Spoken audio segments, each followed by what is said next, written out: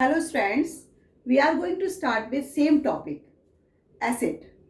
इससे एसिड के बारे में हम पिछले वाले अपने वीडियो में बहुत सारी जानकारी ले चुके हैं, है ना। एसिड्स क्या होते हैं, उनके टाइप्स क्या होते हैं, किस तरह से बिहेव करते हैं etcetera.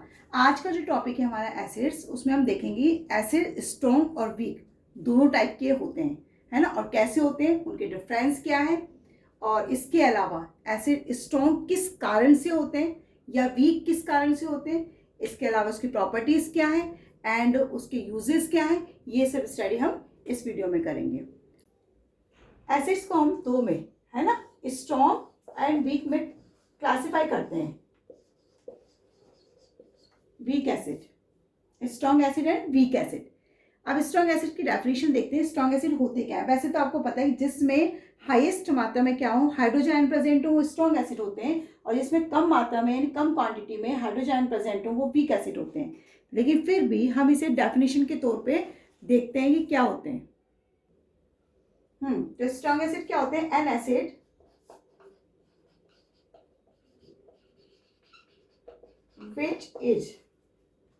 which is completely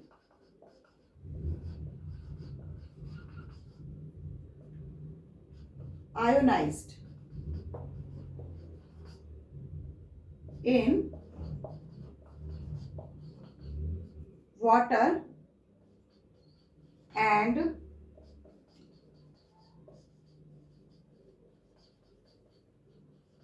produce a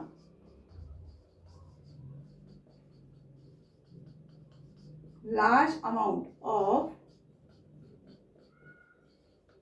hydrogen ions is called strong acid. समझ आया स्ट्रॉन्ग एसिड क्या है? An acid which is completely ionized in water and thus produce a large amount of hydrogen ions is called strong acid. Clear हो गया है strong acid क्या होते हैं? अब इसका जस्ट अपोजिट क्या होगा? वीक एसिड होगा, है ना।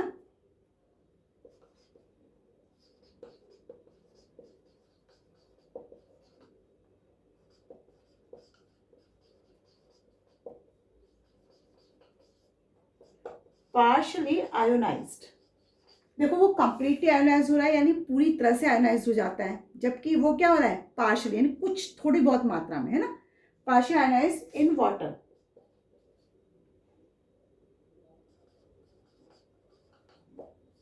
and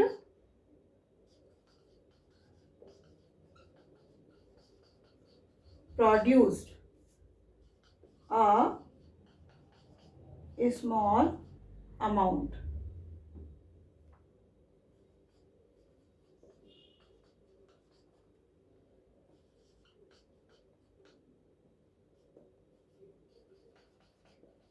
is called weak acid। समझ आ गया होगा दोनों में डिफरेंस क्या होते हैं, स्ट्रॉन्ग एसिड और वीक एसिड, है ना। अब नेक्स्ट पॉइंट लेते हैं। सेकंड पॉइंट में देखते हैं कि क्या हुआ। फर्स्ट पॉइंट था आपका। सेकंड पॉइंट क्या होता है कि they react very rapidly. Rapidly मतलब बहुत fast. Clear? very rapidly with other substance। अगर ये रैपिडली वो कर रहे हैं, रिएक्ट कर रहे हैं, तो वो क्या होंगे? वो स्लोली रिएक्ट करते हैं ना। They react quite slowly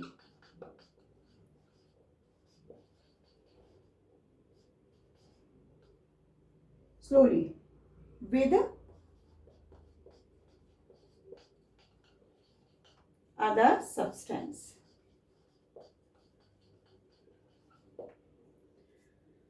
clear हुआ? सेकेंड पॉइंट क्या होता है?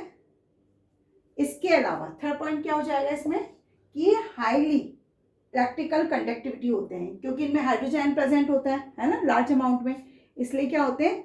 Highly high electrical conductivity.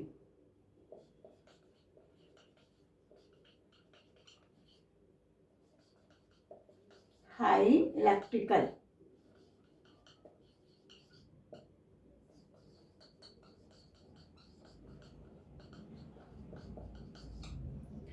Electrical conductivity में पाई जाती है। और अभी मैंने बताया क्यों पाई जाती है, बिकॉज, लिख देती हूं, because of the high concentration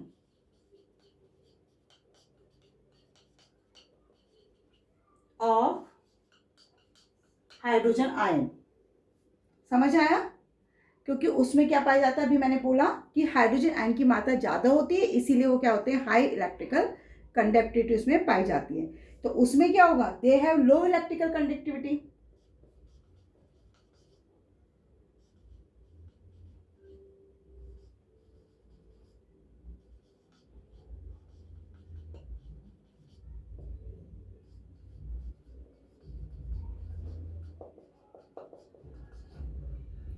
again answer क्या होगा आपका, उसमें जो कंडक्टिविटी लो होती है उसका कारण क्या होता है, क्योंकि उसमें low concentration of hydrogen ion होते हैं।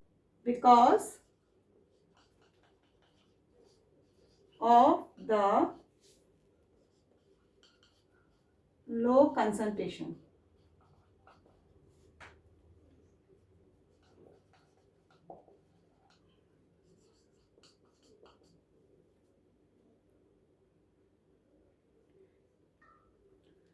फोर्थ पॉइंट क्या आ जाएगा इसका, दे स्ट्रॉन्ग इलेक्ट्रोलाइट्स। इलेक्ट्रोलाइट्स पता है क्या होते हैं, इलेक्ट्रोलाइट्स। तो ये स्ट्रॉन्ग है, इलेक्ट्रोलाइट्स वो होते हैं जो जब हम किसी भी उसमें इलेक्ट्रिसिटी को कंडक्ट करते हैं। फर्स्ट चैप्टर में आपने देखा होगा कि जब हम किसी भी कंडक्ट करते हैं इलेक्ट्रिसिटी उसमें सॉल्यूशन में, तो वो क्या कर देते हैं, आयंस को कन्वर्ट मतलब तोड़ देते हैं, ब्रेक डाउन कर देते हैं आयंस का।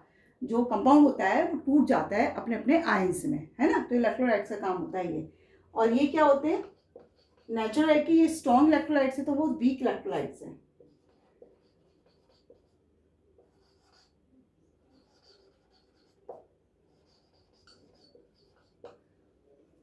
क्लियर हुआ कि ये स्ट्रॉन्ग होते हैं, वो वीक होते हैं। एग्जाम्पल में देख लेते हैं, HCl, H2SO4 एक्सेट्रा। उसमें क्या आ जाएंगे, आपको पता भी है, एसिटिक एसिड, है ना। एक और एग्जाम्पल लिख लेते हैं इसका, सल्फरस एसिड। सल्फ्यूरिक नहीं बोला मैंने, सल्फरस एसिड बोला है, ठीक। और इसका डिसोसिएशन भी देख लेते हैं कि वाटर में डिसोसिएट होकर ये कैसे आयन प्रोड्यूस करते हैं। तो HCl है जो एक्वस सॉल्यूशन में होगा, तो ये कन्वर्ट हो जाएगा H आयन प्लस Cl में। Same as it is acetic acid को डिसोसिएट करेंगे हम इस वाले में, है ना। तो ये किस में होगा, मैंने डबल इसमें एरो लगाया है, इसका मतलब क्या है कि ये राइट एंड लेफ्ट दोनों तरफ इक्वेशन चलती है ना। और इसमें कैसे कन्वर्ट होगा, एसीटेट आयन में। क्लियर हो गया स्ट्रॉन्ग एसिड क्या होते हैं, वीक एसिड क्या होते हैं। इसको मैंने स्पेशली आपको डिफरेंस के थ्रू एक्सप्लेन किया है, ताकि आपको डिफरेंस भी आपको याद हो जाए। और अगर एज ए अलग से स्ट्रॉन्ग एसिड या वीक एसिड के बारे में पूछा जाता है तो आप ये पॉइंट्स उसमें शो कर सकते हैं। और ये इंपॉर्टेंट है, समझ आया, तो इसको थोड़ा सा ध्यान दे लें आप, क्या होता है क्या नहीं। नेक्स्ट टॉपिक हमारा आता है प्रॉपर्टीज ऑफ एसिड्स। एसिड्स की क्या क्या प्रॉपर्टीज होती हैं। तो फर्स्ट आपको पता है, दे हैव सोर टेस्ट।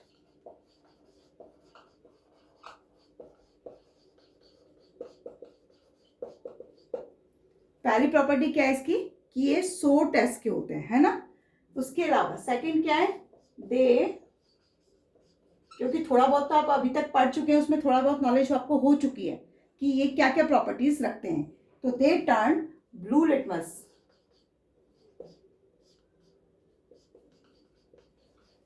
टू रेड, ये भी आप पढ़ चुके हैं कि ये क्या करते हैं, ब्लू लिटमस को रेड में कन्वर्ट कर देते हैं, है ना। Next property, they soluble in water, ये वाटर में भी क्या होते हैं, सॉल्युबल होते हैं, क्लियर। उसके बाद दे कंडक्ट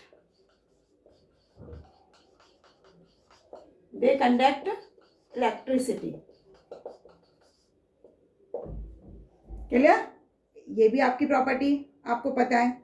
इसके बाद फिफ्थ प्रॉपर्टी क्या होगी कि एसिड रिएक्ट विद मेटल, समझ आए, टू फॉर्म हाइड्रोजन गैस। यहां से थोड़ा सा ध्यान दें आप, they react with metal to form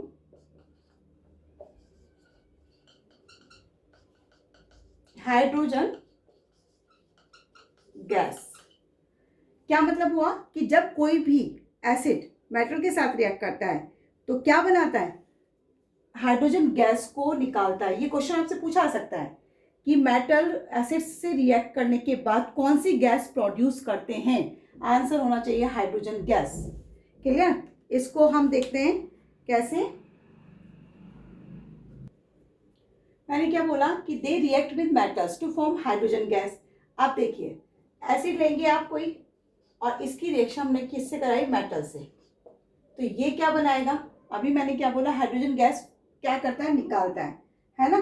तो साथ में क्या बनेगा, सॉल्ट, और साथ क्या निकालेगा, हाइड्रोजन गैस। इसका एक एग्जांपल ले लेते हैं हम, एसिड ले रहे हैं हम और मेटल ले रहे हैं। तो एसिड हमने कौन सा लिया, इसमें H2SO4, साथ में हमने कोई मेटल ले लिया यानी जिंक ले लिया। अब जिंक लेते ही क्या बनाएगा, ये देखिए ZnSO4, साथ में निकालेगा H2। ये आप है ना फर्स्ट चैप्टर में पढ़ चुके हैं कि ये जिंक क्या है, पॉजिटिव है, ये नेगेटिव है, तो रिएक्ट तो यही करेगा ना, और निकलने वाला क्या है लास्ट में, हाइड्रोजन गैस। इसको एक्सपेरिमेंट, लेबोरेटरी एक्सपेरिमेंट के थ्रू भी शो किया जा सकता है। क्या करेंगे हम, एक हम टेस्ट ट्यूब ले लेते हैं और इसमें हम कॉर्क लगाएंगे,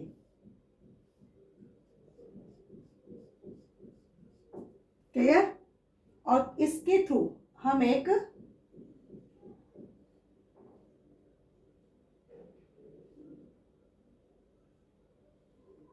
ये हमारे क्या है, डिलीवरी ट्यूब है। इस डिलीवरी ट्यूब को हम एक अदर बीकर में पानी लेते हैं,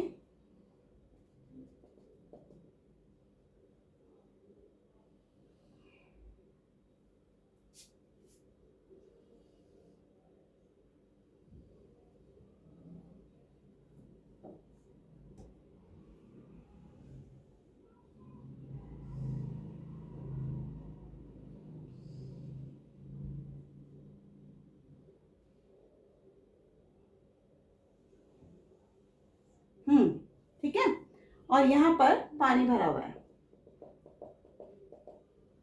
अब इसको हम किसी भी स्टैंड की सहायता से यहां पर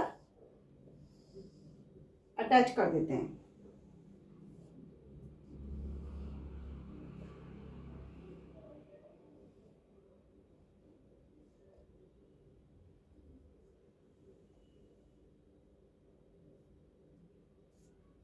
ऐसे अब हमने टेस्ट ट्यूब में क्या ले रखा है, हमने टेस्ट ट्यूब में ले रखा है जिंक। देखो ऊपर जो हमने जो रिएक्शन शो करी है उसी के थ्रू हम वो कर रहे हैं, रिएक्ट कर रहे हैं, है ना। और जिंक के साथ ही यहाँ पर जिंक के ग्रैन्यूल्स हैं और इसमें ये क्या है, साथ में सल्फ्यूरिक एसिड। जैसे ही रिएक्ट करता है, रिएक्ट होने के बाद इसमें से गैस प्रोड्यूस होती है और वो गैस वाटर के बुलबुलों के साथ कहाँ इकट्ठी हो जाती है, यहाँ पर। अब हम इसको सीधा कर इसके ऊपर एक वो ले जाते हैं, माचिस की जो तीली है ना, मैच स्टिक, वो लेके जाते हैं। तो हम देखते हैं कि वो ना पॉप साउंड के साथ जलती है, पॉप साउंड। इस साउंड के साथ जो जलेगी तो हमें पता लग जाता है कि बनने वाली जो गैस है वो कौन सी है, हाइड्रोजन गैस। समझ आया। हाइड्रोजन गैस का जो एक्सपेरिमेंट हम शो करते हैं वो रीजन क्या होता है कि उस वो कभी भी जब भी वो साउंड निकालती है वो पॉप साउंड निकालती है। पॉप साउंड मतलब हल्की सी स्पार्कनेस होता है उसमें, है ना। तो उस साउंड से हमें पता लग जाता है कि बनने वाली गैस क्या है, हाइड्रोजन गैस है। क्लियर हो गया एक्सपेरिमेंट आपको। अभी हमने बात की थी कि एसिड जब मेटल से रिएक्ट करता है तो हाइड्रोजन गैस प्रोड्यूस करता है। यहाँ पर एक हम प्रॉब्लम देखते हैं, एक क्वेश्चन देख रहे हैं कि curd and other sour food stuff such as vinegar, lemon juice etcetera should not be kept in metal vessels. Why? यानी कि कोई भी जो सोर फूड होता है उसे हम किसी मेटल्स उसमें नहीं रखते, वेसल्स में नहीं रखते, यूटेंसिल्स में नहीं रखते। तो ऐसा क्यों? रीजन क्या है कि बिकॉज दे कंटेन एसिड्स, उनमें एसिड होता है, जो लेमन जूस है, विनेगर है, ये सब एसिड कंटेन करके रखते हैं। तो which can react with the metal of the vessel to form poisonous metal compounds which can cause food poisoning and damage our health. अगर आपने देखा होगा कि जो कॉपर वेसल्स होते हैं ना, कॉपर का जो बर्तन होता है, चाहे वो कुछ भी हो, बाउल हो या कुछ भी हो, तो उसमें जब आप कर्ड रख देते हैं, करके देख लेना ये, तो उसमें कर्ड जो होती है वो आपकी बिल्कुल खाने में टेस्टलेस हो जाती है, बिल्कुल बेकार हो जाती है ना, ग्रीन ग्रीन सा उस पर कुछ आ जाता है। तो क्यों? क्योंकि बिकॉज वो क्या हो जाती है, उसमें पॉइजनस बनना शुरू हो जाता है। तो ये हमारी बॉडी के लिए फूड पॉइजनिंग का काम करता है। इसलिए हमें इस तरह के वेसल्स में कोई भी एसिडिक फूड नहीं रखना चाहिए। क्लियर? नेक्स्ट प्रॉपर्टी हम देखते हैं। नेक्स्ट प्रॉपर्टी हमारी क्या है? Acid react with metal carbonates and hydrogen carbonates of to form carbon dioxide gas.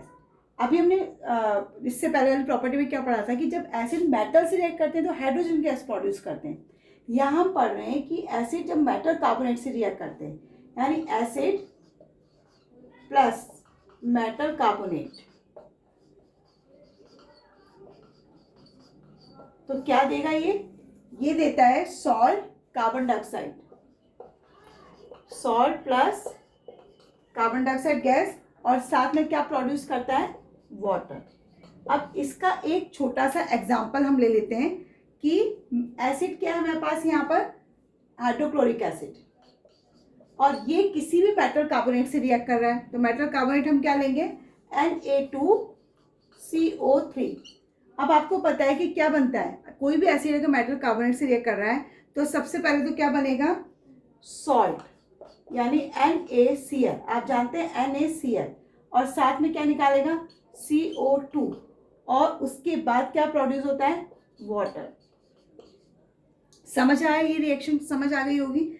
अब इसको बैलेंस करना आपको वैसे सिखा दिया गया है, लेकिन फिर मैं इसे बैलेंस कर रही हूँ, लेकिन आप अपने आप करके देखें, है ना। इसके अलावा हमने अभी बात करी थी कि अगर ये हाइड्रोजन कार्बोनेट से रिएक्ट करता है तो भी ये कार्बन डाइऑक्साइड गैस ही प्रोड्यूस करता है। तो अगेन एग्जांपल लेते हैं हम इसके साथ, एसिड के साथ। तो एसिड तो हमारा क्या होगा? HCl ही होगा, लेकिन हमारा यहाँ पर क्या हो जाएगा? NaHCO3, sodium hydrogen carbonate. इसको हम सोडियम बाइकार्बोनेट के नाम से भी जानते हैं, और बनने वाला जो हमारा होगा same as it is NaCl plus CO2 plus H2O, यही होगा। मेरी बात समझ आ गई? देखिए हमने क्या कहा कि अगर मेटल कार्बोनेट अगर एसिड से रिएक्ट कर रहा है तो NaCl यानी सॉल्ट बन रहा है, साथ में कार्बन डाइऑक्साइड गैस निकलती है। आपसे क्वेश्चन यही पूछा जाएगा कि अगर कोई मेटल कार्बोनेट एसिड से रिएक्ट करता है तो कौन सी गैस प्रोड्यूस होती है? आपका आंसर होना चाहिए कार्बन डाइऑक्साइड गैस प्रोड्यूस होती है। अब यहाँ पर एक और चीज बात करते हैं हम इस चीज की कि अगर समझना बात को, दोनों चीजें हमने पढ़ ली, कार्बोनेट के साथ रिएक्शन भी और हाइड्रोजन कार्बोनेट के साथ रिएक्शन भी। लेकिन अगर हम किसी भी कार्बन डाइऑक्साइड गैस को लाइम वाटर से पास कराते हैं, समझ आया? कैल्शियम कार्बोनेट जो बन रहा है ये वाइट प्रेसिपिटेट होते हैं, है ना, लाइम वाटर के साथ। इसे वाइट प्रेसिपिटेट लिख देना है यहाँ पर। ये क्या है? Calcium carbonate. यानी कि जब भी कैल्शियम लाइम वाटर पर पूछा जाता है, क्वेश्चन आता है आपका कि कार्बन डाइऑक्साइड अगर लाइम वाटर में से पास कराई जाए तो क्या प्रोड्यूस होता है, तो आपका आंसर होगा कैल्शियम कार्बोनेट, और साथ में क्या निकलता है? वाटर निकलता है। इसके साथ ही ये लाइम वाटर क्या बनाता है? Milky, makes lime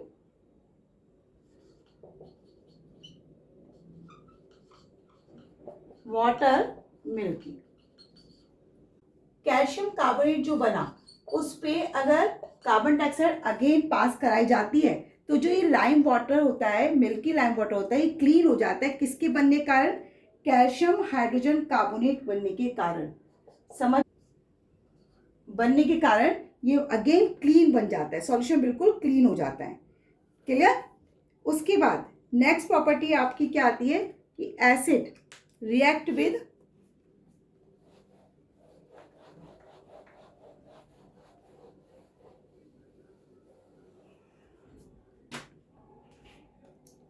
next property क्या है आपकी? Acid react with base. Acid react with base तो क्या बनेगा? To form salt and water. Clear? Salt and water बनता है। जैसे कि हमने एक बेस लिया NaOH, ये क्या है? बेस। सोडियम हाइड्रोक्साइड, इसकी रिएक्शन हमने किसी एसिड से कराई, एसिड है ये क्या है? Hydrochloric acid. बार बार पढ़ते हुए आ रहे हैं यहाँ पर अभी। तो इससे जो बनेगा वो क्या बनेगा? सॉल्ट बनेगा। This is a salt, sodium chloride, जिसे हम कॉमन सॉल्ट भी कहते हैं, है ना। और साथ में क्या निकलता है? वाटर। क्लियर हुआ?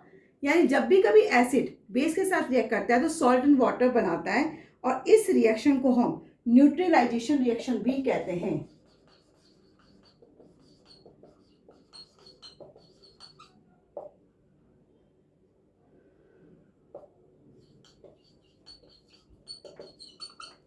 इस रिएक्शन को हम क्या कहते हैं? Neutralisation reaction. क्यों कहा जा रहा है इसको? क्योंकि इसने न्यूट्रलाइज कर दिया, ना तो एसिड ना बेस, कुछ नहीं बचा, और न्यूट्रलाइज होकर क्या बना है? सॉल्ट एंड वाटर बना है। इसलिए इस रिएक्शन को हम क्या कहते हैं? न्यूट्रलाइजेशन रिएक्शन भी कहते हैं। क्लियर?